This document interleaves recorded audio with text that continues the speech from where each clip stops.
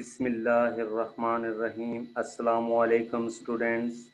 I am Sardar Swarhan, lecturer geography from ICB G63 Islamabad. Today is my 20th lecture of geography class 6 for 10th week.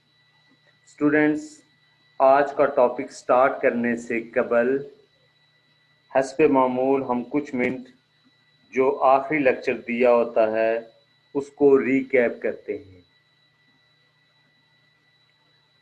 Lecture जो 20 lecture है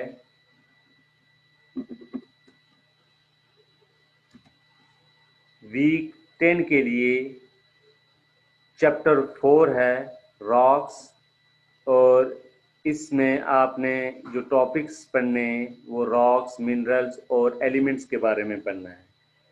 तो इससे कबल के हम इससे लेक्चर को स्टार्ट करें, सबसे पहले जो गुज़श्ता लेक्चर दिया हुआ था लेक्चर 19 वीक 10 के लिए, उसको रीकैप करते हैं और फिर अपने असल टॉपिक की तरफ आते हैं। रीकैप का मकसद ये होता है कि आपको गुज़श्ता लेक्चर के अहम पॉइंट्स दोबारा याद दिलाए जाएं। तो डियर स्टूडेंट्स, जो लेक्चर 19 वीक 10 के लिए उसको रीकैप करते हैं, तो इसमें हमने प्लेट टेक्टोनिक्स इन पाकिस्तान यानी Indo Australian and Eurasian plates के बारे में पढ़ा था, और फिर एक्सरसाइज हमने पढ़ी थी चैप्टर 3 की, जो इंटरनल स्ट्रक्चर ऑफ द अर्थ है, जिसमें फिल इन द ब्लैंक्स और एमसीक्यूज के बारे में पढ़ा था। तो सबसे पहले प्लेट टेक्टोनिक्स इन पाकिस्तान, इसको रीकैप करते हैं। Geologically Pakistan lies at the boundary of two tectonic plates. हमने पहले भी पढ़ा इसके बारे में कि जियोलॉजिकली अगर हम देखें तो पाकिस्तान जो है वो दो टेक्टोनिक प्लेट्स की बाउंड्री पर वाक़ है। These plates are known as Indo-Australian and the Eurasian plates. इनको इंडो ऑस्ट्रेलियन या यूरेशियन प्लेट्स के नाम से पुकारा जाता है। यानी पाकिस्तान जो है वो दो टेक्टोनिक प्लेट्स की बाउंड्री पर वाक़ है। इनमें से एक प्लेट जिसकी कॉर्नर पर जिस पाकिस्तान है उसका नाम है इंडो ऑस्ट्रेलियन, और उसका पाकिस्तान का कुछ हिस्सा जो है वो यूरेशियन प्लेट्स पर भी वाक़ है। Indo-Australian and Eurasian plates are continuously moving towards each other.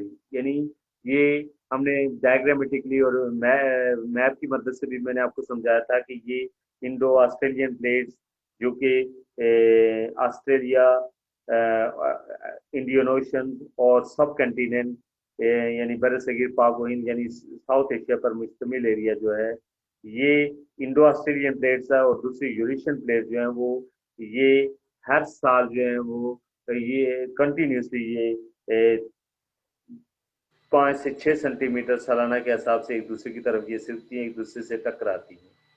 This is the reason, इसी वजह से जब ये एक दूसरे के साथ टकराती हैं तो earthquakes continue to occur in Pakistan and the neighbouring countries. तो पाकिस्तान और उसके जो पड़ोसी ममालिक हैं यहाँ पर अक्सर ज़लज़ले आते हैं। यानी आपने 8 अक्टूबर 2005 का ज़लज़ला देखा था, जिसमें इंडो ऑस्ट्रेलियन प्लेट्स जो है वो यूरेशियन प्लेट्स के साथ टकराई थी। इनमें सबसे बड़ी प्लेट जो है वो यूरेशियन प्लेट्स है खुश्की की, जबकि इंडो ऑस्ट्रेलियन प्लेट जो है वो ऑस्ट्रेलिया, इंडियन ओशन और सब कंटिनेंट पर मुश्तमिल है।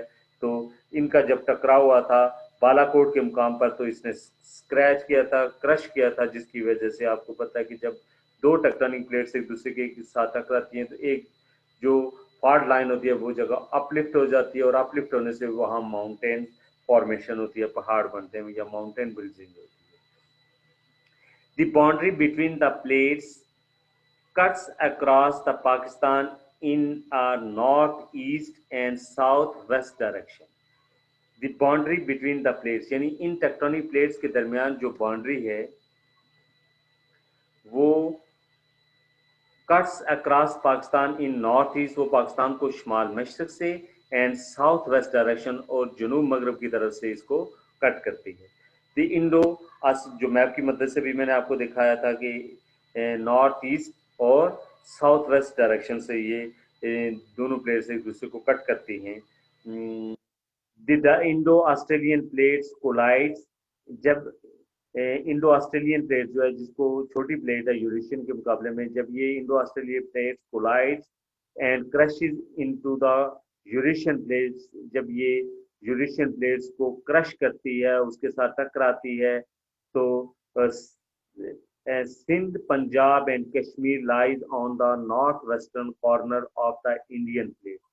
तो पाकिस्तान के जो इलाके सिंध हो गया, पंजाब हो गया और कश्मीर जो है, ये नॉर्थ वेस्टर्न शुमाल मगरबी इंडियन जो इंडो ऑस्ट्रेलियन प्लेट्स है उसके शुमाल मगरबी कॉर्नर पर वाक़ है। वेयर एज जबकि Balochistan and most of the Khyber Pakhtunkhwa, जबकि बलूचिस्तान और जो KPK है इसका ज़्यादातर इलाका जो है lies on the margin of the Eurasian plate, वो यूरेशियन प्लेट के, यूरेशियन प्लेट इसको कहते हैं जो यूरोप और एशिया पर मुश्तमिल एक बहुत बड़ी टेक्टोनिक प्लेट है, खुश्की की प्लेट है, कॉन्टिनेंटल प्लेट है। तो ये बलूचिस्तान और खैबर पख्तूनख्वा का ज़्यादातर इलाका जो है वो यूरेशियन प्लेट की मार्जिन पर वाक़ है।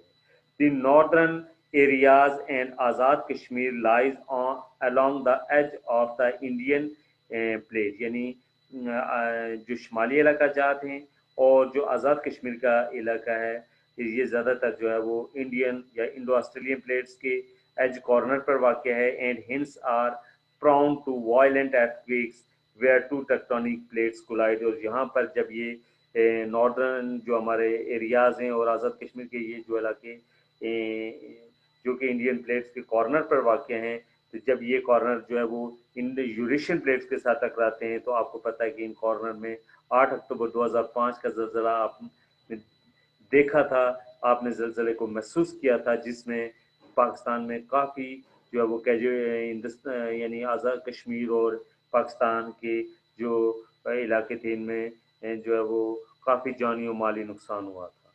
क्योंकि ये इंडो ऑस्ट्रेलियन प्लेट्स जो है वो यूरेशियन प्लेट्स के ऊपर चढ़ जाती है और इसके जब इनके कॉर्नर बाज़ दफ़ा टकराते हैं, तो इनको कॉर्नर एजिस के टकराने से, कॉर्नर्स के टकराने से क्या होता है कि वहाँ पर जो है वो ज़लज़ले आते हैं, जो कि वायलेंट किस्म के, सीवियर किस्म के शदीद ज़लज़ले होते हैं और ज़मीन हिल जाती है।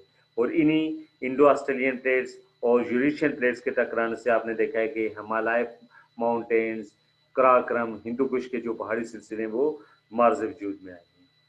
तो Indo Australian and Eurasian plates are continuously moving towards each other. ये यूरेशियन प्लेट्स और इंडो ऑस्ट्रेलियन प्लेट्स जो है वो लगातार जो है वो मूव करती हैं, एक दूसरे की तरफ हरकत करती हैं, और ये यानी कन्वर्जेंस प्रोसेस होता है, यानी प्लेट कन्वर्जेंस होता है।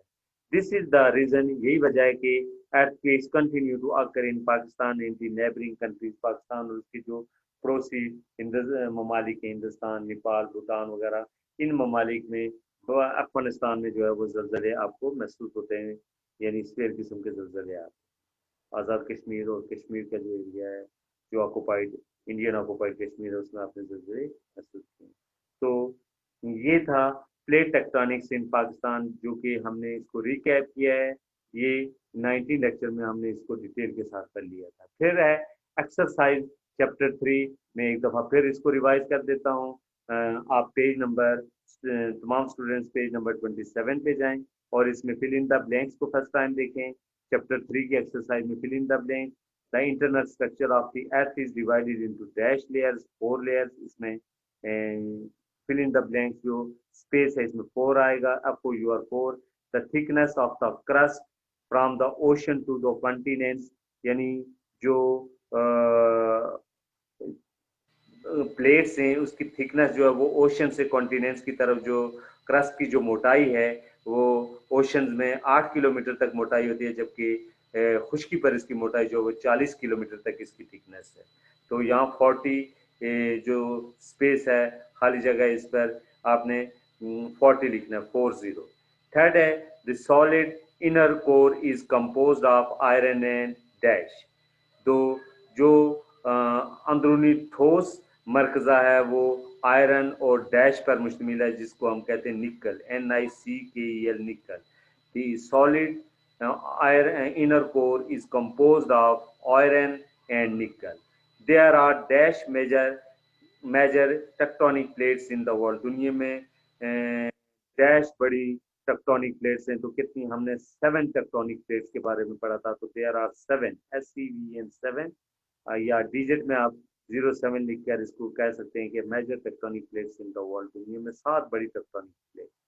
फिर when two tectonic plates move away from each other, जब दो टेक्टोनिक प्लेट्स एक दूसरे की तरफ हरकत करती हैं, एक दूसरे से परे हटती हैं, मूव अवे ईच अदर, एक दूसरे से परे हटती हैं, टकरा कर एक दूसरे से अलग हो जाती हैं, सेपरेट हो जाती हैं, तो इस कॉल्ड डाइवर्जेंट और कंस्ट्रक्टिव बाउंड्री। तो उसको डाइवर्जेंट, DIVERGENT, डाइवर्जेंट, और constructive CONS TRUCTI, constructive boundary के नाम से पुकारा जाता है।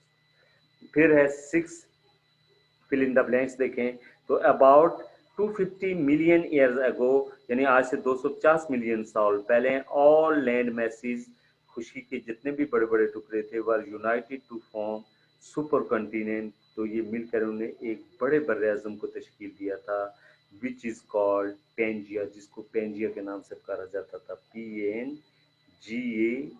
तो इस फिल इन द ब्लैंक्स में आपने पेंजिया सुपर कॉन्टिनेंट को कहा जाता है। तो ये फिल इन द ब्लैंक्स थी। अब हम रिवाइज कर लेते हैं एमसीक्यूज को। तो चूज द करेक्ट ऑप्शन में the solid upper most mantle together with crust is known as, जो upper solid upper most mantle है, ये क्रस्ट के साथ मिलकर क्या बनाता है, लिथोस्फीयर बनाता है, LITHOSPHERE, इसको लिथोस्फीयर के नाम से पुकारा जाता है, यानी इसको लिथोस्फीयर कहते हैं। तो बी इज करेक्ट ऑप्शन। फिर है the thickness of the liquid outer core is, जो लिक्विड आउटर कोर की जो मोटाई है, थिकनेस है, वो कितनी है, 3500 किलोमीटर, 2900 किलोमीटर, 2250 किलोमीटर। तो C is correct option, 2250 kilometre बनती है, सी इज करेक्ट ऑप्शन।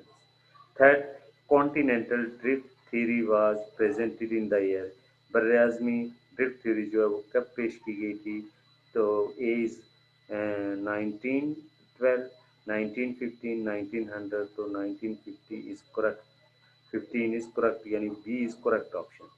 फिर है when two tectonic plates slide past each other, जब दो टेक्टोनिक प्लेट्स हॉरिजॉन्टली एक दूसरे की करीब से स्लाइड पास, एक दूसरे की करीब से गुजरती हैं हॉरिजॉन्टली, एक ईस्ट की तरफ दूसरी वेस्ट की तरफ जा रही है, या एक नॉर्थ की तरफ दूसरी साउथ की तरफ जा रही है, तो the boundary is called, A is transform, B is divergent, C is convergent. तो जो ऑप्शन ए है इज करेक्ट, यानी transform. When two tectonic plates slide pass each other horizontally, जब दो टेक्टोनिक प्लेट्स एक दूसरे के करीब से गुजरती हैं, तो इसको हम किस नाम से पुकारते हैं, दी boundary is called transform boundary, इसको ट्रांसफॉर्म बाउंड्री के नाम से पुकारा जाता है।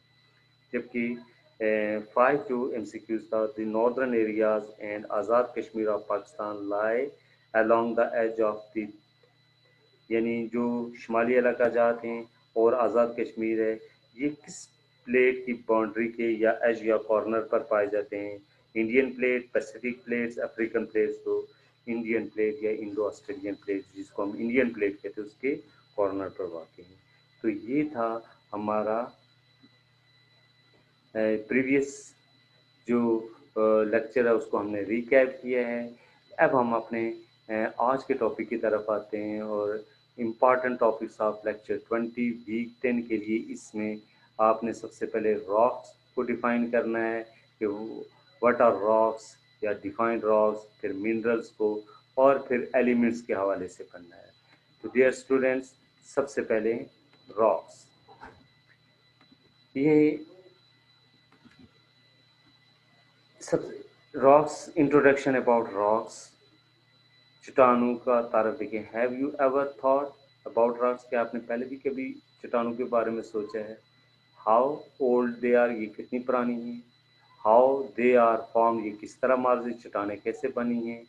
Y they are different in shape, texture and colour, तो ये चट्टानें जो शक्ल में, साख में और रंगों में एक दूसरे से क्यों डिफरेंट हैं, क्यों ये इनमें फ़र्क पाया जाता है? इन दिस चैप्टर ये जो चैप्टर 4 है, I shall introduce you to the fascinating वो world of rocks.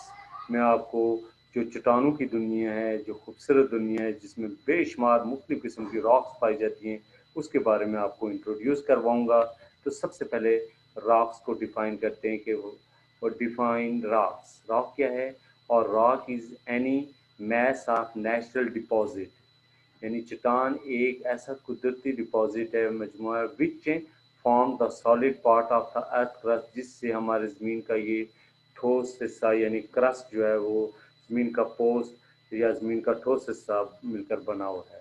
Rocks can be made up of thousands of minerals, चट्टान जो है वो मुख्तलिफ किस्म की हज़ारों मिनरल से मादनियात से मिलकर बनी हुई हैं। A few are even just one, बाज़ जो है वो चंद एक मादनियात से मिलकर वो रॉक्स बनती हैं, बाज़ हज़ारों मादनियात से मिलकर बनी है, और बाज़ जो है वो रॉक जो है वो जस्ट एक मिनरल से मिलकर बनी हुई है। और rock can be differentiated by its minerals, rock को डिफ्रेंशिएट किया जाता है, उसको उसमें फ़र्क ज़ाहिर किया जाता है जो उसके अंदर मिनरल्स पाई जाती हैं, हार्डनेस उसकी सख्ती के लिहाज से, कलर रंग के लिहाज से, ग्रेन साइज जो उसका जो ग्रेन्स पाए जाते हैं उसके अंदर उसके साइज को लिहाज से एंड टेक्सचर के लिहाज से देखा जाता है। तो रॉक की डेफिनेशन हुई कि और rock is any mass of natural deposit which form the solid part of the earth crust, यानी रॉक हम कहते हैं कि सतह ज़मीन का, यानी चट्टान की तारीफ जब हम करते हैं कि ये लिथोस्फीयर या क्रस्ट जिस मवाद से बना हो वो मवाद चट्टान कहलाता है। यानी चट्टान के बारे में हम कह सकते हैं कि हर कुदरती गैर दाती मादा जो ज़मीन के पोस्ट या क्रस्ट में है चट्टान कहलाता है, या वो तमाम सख्त और नर्म मादा या मैटर जिससे क्रस्ट बना हुआ है ज़मीन का, ये लिथोस्फीयर या क्रस्ट बना हुआ है, चट्टान कहलाता है। चट्टान केमिकली केमियाई अज़ा का मरकब नहीं होती, बेसिकली केमियाई अज़ा का मरकब नहीं, बल्कि ये बहुत सी मिनरल्स के ज़र्रात का मजमूआ होती है, इसके अंदर डिफरेंट किस्म की मिनरल्स पाई जाती हैं। तो आप कह सकते हैं कि rocks can be made up of thousands of minerals, of few और इवन जस्ट वन, यानी कोई चट्टान है तो उसमें हज़ारों के करीब मिनरल्स पाई जा सकती हैं, चंद एक भी मिनरल्स पाई जाए या जस्ट एक मिनरल भी पाई जाती है। तो रोज़ ज़मीन पर तकरीबन 2000 के करीब मिनरल्स मौजूद हैं, मगर इनमें से सिर्फ चंद जो है वो रॉक्स इज़्ज़ा की हैसियत से अहम है। मसलन चट्टानों का 59% हिस्सा सिर्फ सिलिकॉन पर मुश्तमिल है। और rock can be differentiated by its minerals, rocks को उसके जो मिनरल्स उसके अंदर पाए उस लिहाज से उसको डिफ्रेंशिएट किया जाता है, हार्डनेस उसकी सख्ती को देखा जाता है कि ये कितनी ठोस और सॉलिड है, colour, grain size and texture को देखा जाता है। तो चट्टान की ये डेफिनेशन थी। अब हम चट्टान को देखते हैं। ये आपके सामने पिक्चर ऑफ रॉक्स हैं। पहले ये पिक्चर्स ये आपने देखा हुआ, ये ग्रे मुख्तलिफ किस्म के पेपर्स हैं, ये मुख्तलिफ किस्म का मजमुआ रॉक जिसमें डिफरेंट किस्म की मिनरल, और ये भी एक चट्टान है, एक बड़ा पत्थर है जिसके अंदर जो है वो मुख्तलिफ किस्म की मिनरल्स और एलिमेंट्स पाए जाते हैं। फिर ये आपके सामने पिक्चर 2 में देखें, ये रॉक्स हैं, ये लेयर्स की शक्ल में, ये सेडिमेंट्री रॉक्स हैं और इसके अंदर लेयर्स, और फिर आप देखें कि ये डिफरेंट किस्म की मिनरल से मिलकर बनी हुई हैं। तो ये यानी चट्टान में आप कह सकते हैं कि जो चट्टान होती है rock can be differentiated by its minerals, hardness, colour, grain size and texture. इसके बाद है मिनरल्स। मिनरल्स किसको कहते हैं? The basic parts of all rocks are minerals. तमाम जो चट्टानें उसका बेसिक पार्ट्स जो होता है, बुनियादी अज्जा जो है वो मादनियात होती हैं, मिनरल्स होती हैं। बेसिकली क्या होती हैं वो उसकी मिनरल्स होती हैं। They are the solid in organic, they are the solid inorganic, ये ठोस गैर नामियाती नेचुरली फॉर्म कुदरती तरीके से बनती हैं सब्सटेंसेस की शक्ल में, दैट हैव क्रिस्टलाइन स्ट्रक्चर, और उनकी स्ट्रक्चर जो होती है वो कलमी शक्ल में होती है, क्रिस्टलाइन होती है, विथ स्पेसिफिक केमिकल कंपोजिशन, और उनकी स्पेसिफिक केमिकल कंपोजिशन होती है। तो बेसिकली मिनरल्स क्या हैं कि the basic parts of all rocks are minerals, They are the solid, inorganic, naturally formed substances that have crystalline structure with specific chemical composition. They are made up of elements. ये किससे मिलकर बनी होती है? अनासर से मिलकर बनती हैं, यानी एलिमेंट्स से इसका ताल्लुक होता है। तो ये आपके सामने डिफरेंट मिनरल्स हैं जिसमें आपको ये नज़र आ रही हैं।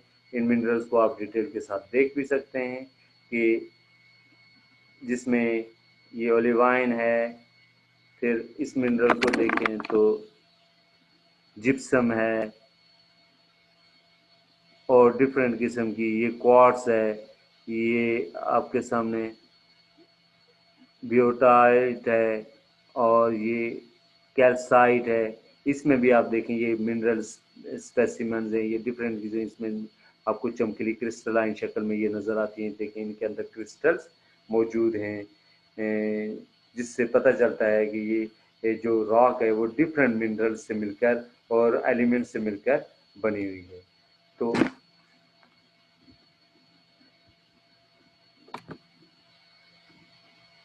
तो मिनरल्स आपने देखिए, मिनरल्स से मुराद है कि अगरचे आपको अब तक 103 यानी 103 या 107 जो है वो नेचुरल एलिमेंट्स दरियाफ्त हो चुके हैं, मगर केमियाई लिहाज से पता चलता है कि मादा ज़्यादातर तकरीबन 100 एलिमेंट से मिलकर बनता है। जो मैटर होता है, मादा होता है, वो 100 एलिमेंट से मिलकर बना होता है।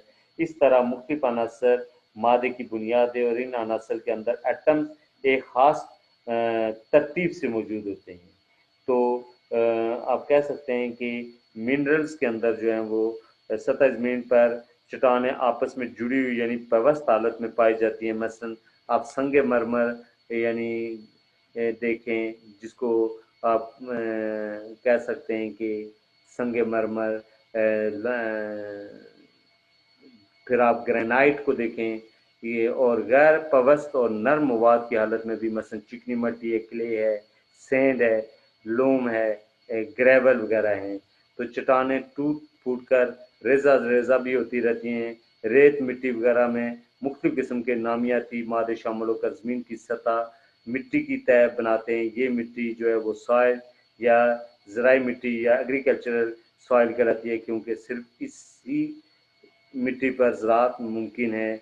और मिट्टी की ये तय जो है वो मेंटल रॉक कहलाती है। इस तय के नीचे जो चट्टानें मौजूद वो भी असली चट्टानें, इनका मुताला करने के लिए इन्हें मुख्तलिफ लेयर्स में तकसीम किया जाता है। तो बेसिकली जो रॉक्स हैं वो डिफरेंट किस्म की मिनरल्स पर मुश्तमिल होती हैं। मसलन बाज़ मादनियात किसी एक एलिमेंट पर मुश्तमिल होती हैं, जैसा कि डायमंड हीरा है जो खालिस कार्बन की शक्ल यानी उसके अंदर सिर्फ एक एलिमेंट, एक आंसर मौजूद है जिसको कार्बन कहते हैं। इसके बरक्स बाज़ मिनरल्स एक से ज़्यादा अनासर का मजमुआ होती है, जैसा कि क्वार्ट्स मैंने आपको दिखाया कि ये क्वार्ट्स वगैरह दिखाया गया है। ये क्वार्ट्स राक है, इसको आप देख लें कि ये जो सिलिकॉन और ऑक्सीजन से मिलकर बनती है। ये इसके अंदर क्या है, सिलिकॉन भी पाया जाता है और ऑक्सीजन भी। मादनियात की दूसरी अहम खुसूसियत ये होती है कि ये क्रिस्टलाइन शेप में होती है, यानी ये चमकीली शक्ल में। ये आपके सामने देखें, ये मिनरल्स चमकीली शक्ल में यानी क्रिस्टलाइन शेप में होते हैं, क्रिस्टल शक्ल में होते हैं, क्योंकि इनके अंदर मौजूद अनासर के एटम एक ख़ास तरतीब और तरीके से आपस में पेवस्त होते हैं, जुड़े होते हैं। जो एलिमेंट्स के अंदर इस एटमी तरतीब को आप माइक्रोस्कोप या एक्स रेज मशीनों के बगैर देखना मुमकिन नहीं है। अलबत्ता जो नेचुरली इन जो क्रिस्टल्स हैं इनकी शक्ल को मुख्तलिफ तरीक़ों से चट्टानों के अंदर ज़ाहिर करती है। इस तरह मादनियात जो मिनरल्स हैं इनफरादी खसूसियात की हामिल होती हैं और इनकी ये खसूसियात इनकी कैलमी यानी इनकी क्रिस्टल जो है, क्रिस्टल में मौजूद एटमों और इनको यकजा करने वाले जो बॉन्ड्स हैं, जो एटॉमिक बॉन्ड्स हैं, उनकी बिना पर होती है। इससे इन मादनियात की मजबूती और ताकत का अंदाज़ा लगाया जा सकता है। कोई हम मादनियात की डेफिनेशन इस तरह भी कह सकते हैं कि मादनियात से मुराद गैर नामियाती अनासर का ऐसा इनऑर्गेनिक मटेरियल का एक ऐसा मजमू होता है जो मखसूस केमियाई तरकीब, तबई ख्वास यानी फिजिकल करेक्टरिस्टिक्स और अमूमन क्रिस्टलाइन शेप में की खसूसियात रखती हैं। उसको हम मिनरल्स में उसको शामिल करते हैं। तो बहुत सी मादनियात को उनकी शक्ल, क्रिस्टलाइन स्ट्रक्चर, कलर और उनकी सख्ती यानी हार्डनेस या सॉफ्टनेस की बिना पर फ़ौरन पहचाना जा सकता है। मिनरल्स की जो क्रिस्टलाइन शेप होती है की बिना पर इस बात पर है कि इनके अंदर मौजूद जो एलिमेंट्स के एटमों को एक ख़ास तरकीब और तरतीब में वाक़या होने के लिए कितना वक्त मिला है। जितना वक्त ज़्यादा होगा, मिनरल्स की जो क्रिस्टल्स का साइज भी उतना ही बड़ा होगा। इसके बाद हम आते हैं थर्ड है कि एलिमेंट्स। एलिमेंट्स किसको कहते हैं? Elements are the substances. Elements वो सब्सटेंसेस हैं that have the same number of atoms, जिसके एटम्स जो है वो उनके सेम नंबर होता है and can not be change, और उनको तब्दील नहीं किया जा सकता। यानी elements are the substances that have the same number of atoms, जिसके एटम जो है वो सेम होते हैं and can not be change, और उनको तब्दील नहीं किया जा सकता। There are 117 known elements. इस वक्त दुनिया में 117 के करीब, में पुरानी बुक्स में 103 भी लिखा हुआ, 107 लिखे, अब जो है वो दुनिया में तकरीबन 117 के करीब अनासर या एलिमेंट्स दरियाफ्त हो चुके हैं। Element 8 common elements are oxygen. अब दुनिया में आप देखते हैं सतह ज़मीन के ऊपर रॉक्स में ज़्यादातर जो 8 एलिमेंट्स जो हैं वो ज़्यादातर कॉमन है, जिसमें ऑक्सीजन है, सिलिकॉन है, एल्युमिनियम है, aluminium, iron, calcium, potassium, magnesium and sodium. तो ये 8 एलिमेंट्स ऐसे हैं जो कि कॉमनली जो ज़्यादातर पाए जाते हैं, जिसमें ऑक्सीजन, सिलिकॉन, एल्यूमिनियम, आयरन, लोहा जिसको कहते हैं, calcium, potassium, magnesium and sodium. तो ये अनासर जो हैं आप कह सकते हैं कि elements are the substances that have the same number of atoms, जिनके नंबर जो होते हैं वो सेम होते हैं, एटम्स सेम होते हैं। ये आपके सामने डायग्राम 1 में ये देखें, एटम्स एक दूसरे के साथ पाबस्त हैं, एक दूसरे के साथ एलिमेंट जुड़े हुए हैं, और ये जो है वो आगे उनकी periodic table of the elements, element का पीरियाडिक टेबल दिखाया गया है, और प्रोमिनेंट करके मैं आपको दिखाता हूँ। ये आपके सामने CrMa, magnesium, sodium, carbon monoxide, इस तरह के ये मुख्तलिफ जो है वो इनको एब्रीवेशन दिए गए हैं। तो ये एलिमेंट्स के बारे में था कि एलिमेंट्स जो हैं वो डिफरेंट शेप्स में पाए जाते हैं, और इनके जो एलिमेंट्स होते हैं are the same substances that have the same number of atoms, उनके सेम नंबर ऑफ एटम्स होते हैं एंड के कांट बी चेंज, और उनको तब्दील नहीं किया जा सकता।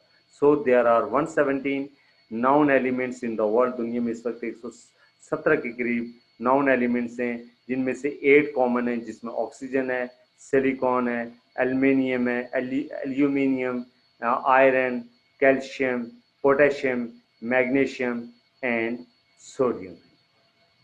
तो डायग्रामेटिकली आपने डायग्राम 1 में देखें, ये एक दूसरे के साथ एटम आपस में जुड़े हुए हैं, और periodic table of the elements दिखाया गया। इसके बाद आज का जो आपको इस लेक्चर 20 का जो टास्क है, जिसमें आपने सबसे पहले डिफाइन करना है रॉक्स को, कि रॉक्स से क्या मुराद है, चट्टानें किसको कहते हैं। तो हर वो दाती और गैर दाती मादा जिससे मिलकर हमारी ज़मीन बनी हुई है वो चट्टान कहलाता है। ये मादा सख्त और नर्म दोनों हालतों में पाया जाता है। तो व्हाट आर एलिमेंट्स? एलिमेंट्स की डेफिनेशन में मैंने बताया है, have the same atomic numbers होते हैं।